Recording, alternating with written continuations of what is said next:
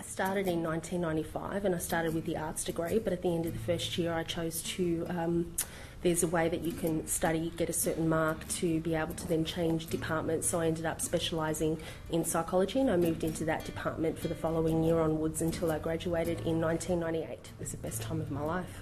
You know, it changed my life so much. I saw a TV special about a couple of weeks before the final exams, which was on the Starlight Children's Foundation, and in it was Angry Anderson, who was quite a popular character at the time, and he used to be in an old band called Rose Tattoo. The special was an hour-long special. It showed 4 wishes, him bringing 4 wishes to life, and it actually was probably the reason that Starlight is on the map today as an organisation. And by the end of it, I knew that I could only have ever dreamed to have a job like that, where I actually got to help people and help kids and families and deliver wishes and make wishes come true. And I thought, you know, I didn't think I'd have a chance to get a job in an organisation like that, but I thought, look, I want to make some time to volunteer. And so I rang up the organisation one day and, you know, just sheer luck, I had a really good relationship with the lady that I was speaking to, and she had invited me to go into one of the hospitals where Starlight has these high-tech entertainment rooms called Starlight Express rooms, and they're run by these characters called Captain Starlights, and you know, they do everything from ward rounds, you know, kids who are too sick to get up out of their beds, they go and actually bring a little bit of fun and make their day, you know, make them smile, and do entertainment for them like balloons and, you know, just joking with them, and it was a lot of fun, and it was a real eye-opener. So I actually spent the next 2 days going into the hospital and doing ward rounds, and I thought, I didn't know how I was going to cope, because, you know, working with sick kids, you get to see quite confronting situations. But after 2 days, that was it. I thought, no, I would do anything I could to get a job in the organisation, but I was actually told that, you know, at the time there was only 12 employees nationally, and the rest was made up of volunteers. So I said I was quite happy to volunteer my time, but, you know, within a week I actually got offered a position to come into the office, full-time paid employment, not in exactly the role that I'd graduated for. The role was actually in reception, and I thought it might have been my only opportunity to get a foot in the door in the industry, and so I was quite happy to take the role, and so took the job. They asked me to stay on for 6 weeks at first, just a temporary role, and almost 13 years later, I'm still here. I just felt really, really lucky. I had a lot of friends after uni who had really great experiences with, you know, at uni, and were really highly skilled and qualified, and they struggled for a very long time to get positions in what they wanted. So I actually felt quite lucky that I got a job in this organisation. I remember walking in here the first time, and I thought, and I still feel every single day, what an honour to be here and to do this, that I have been able to have a chance to participate in bringing dreams to life, you know, for kids who may not otherwise have that chance, you know, and it's never stopped being fun or amazing or life-changing, not just for the kids but for also the people behind the scenes that you get to meet. And it's a great crew and it's a great team, so, you know, I've gotten really, really lucky with getting my position here, but I probably would not have done that if I didn't have the experience that I did at uni, which changed me as a person, and opened me up and made me a little bit more outgoing and confident enough to, you know, pursue something like this that much. I wanted this that much that, you know, before uni I probably would never ever have had the guts to call up and just pursue the role and getting an opportunity in this organisation. That was almost impossible to, because, you know, there was only 12 employees, like I said, and I became number 13, the lucky 13, and am now the official longest serving member ever of Starlight. So it's pretty cool. And the experiences here have been amazing. 4 years it took on reception before I got my dream job in the wish granting department. So we have a number of programs at Starlight, both in and out of the hospital, and those programs are purely to make a difference and positive distraction for the kids. The wish granting program is a chance to give the kids what I like to call the kind of medicine a doctor can't really prescribe. It's one chance to have a real life-changing wish, and, you know, that could be anything. It could be going on holiday somewhere and getting away from the relentless routine of hospital treatment. It could also be meeting their favourite star, you know, musicians, sports stars, local and international celebrities.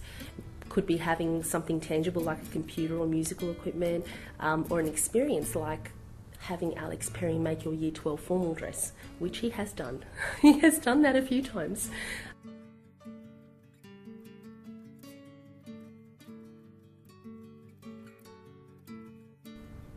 It was probably one of the first wishes that I ever did. It was a little girl called Zoe. She was 6 years old.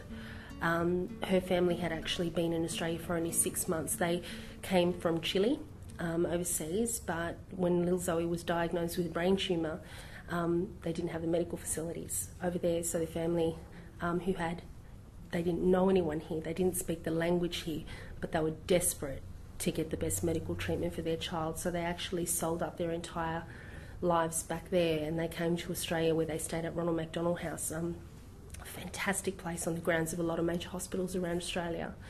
And for 6 months Zoe underwent really, really intensive treatment. Sadly, the treatment was not working, and the doctors, despite the chemo and the radiotherapy, the family were actually told that Zoe's chances of survival were that slim that there was no point continuing with the treatment, and that it was best to take her off treatment so she can have a little bit of quality of life before she passed away. And so it was at that stage that the hospital referred Zoe and her family to Starlight to have a Starlight wish come true, because that was the time where they really needed it. They were going through a lot of emotional turmoil, and it's hard going into situations like that. We found out about Zoe one day in the morning, and within a couple of hours I was out at the hospital to meet this family at Ronald McDonald House, and she's such a beautiful little girl. Kids are actually quite a lot stronger than their parents. They just get on with things quite often. So I met Zoe and I was having a little bit of fun with her, and the family had clearly settled into life really, really well, but Mum and Dad were quite depressed and not really they didn't quite understand what Starlight did. So with an interpreter we kind of worked out what Zoe would really like, and what Zoe had actually said to her to me was her wish was to go and swim somewhere in warm water with lots of colourful fish. And it was June, middle of winter here in Australia, here in Sydney, and we thought, where on earth are we going to send this girl to do that? She and the doctors were weren't even sure whether Zoe would be well enough to travel. So the deal was that Zoe would go on this trip very, very quickly. Within a couple of days, we had to organise this trip somewhere where we thought, where in Australia could you do that in June? And we chose Cairns. Cairns was beautiful, has warm weather most of the year round. And in 2 days, we had to organise this entire trip for the family to go for a week. And I made contact with, we had flights booked, we had accommodation booked, we give the family expense allowances. But I made contact with a pretty amazing man who owned a luxury boat up in Cairns that he often hired out every week for, I think, $35,000 a week. And this man was fully booked up for the next 6 months. When I made contact with him, I had no idea, I could not have expected his reaction. He actually cancelled his entire week's worth of bookings to make that boat available for this little girl and her family every day. So when they went up to Cairns every day, he took them out onto the Great Barrier Reef, where she learned how to snorkel with the fish, the colourful fish, every single day for a week. So the family had an incredible time on their holiday. It was supposed to be their final holiday as a family, because when Zoe came home, Zoe was going to be taken off treatment. And so the trip was important, not just for Zoe, for the whole family, had a really special significance. But we could not have expected what would happen after they got back. Zoe went in for scans again, and to the doctor's surprise, her tumour had started shrinking. And it was so unexpected. She had no chance. She went from having no chance to, her odds every single day from there started climbing a little bit. And the doctors could not explain it, and actually said to the family that they feel like having the Starlight Wish and having that thing to look forward to, that positive thinking, changed her life completely.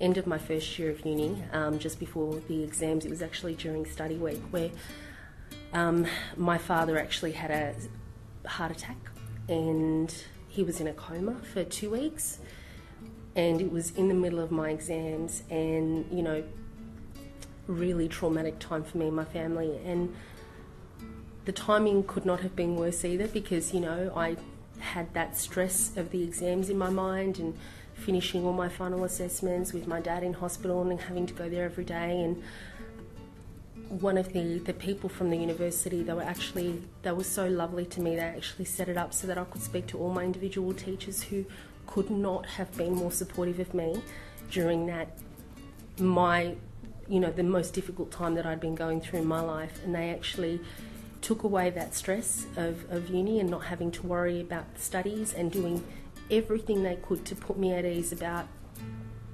that, so that I could put my whole heart and focus into my dad and my dad getting better. And even though my dad didn't recover, I will never forget what they did for me, because they went out of their way to give me a break during the time that I most needed it, which is something that, we try to do now with the kids. So I almost feel like I'm giving back a little bit after they gave me so much during that time. And, that I formed quite a big bond with the teachers after that, and that continued throughout my whole time at uni. So it feels quite special.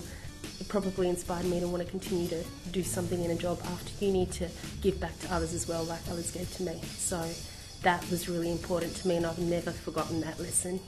So I do miss it. I do miss uni. It did, like I said, it changed my life.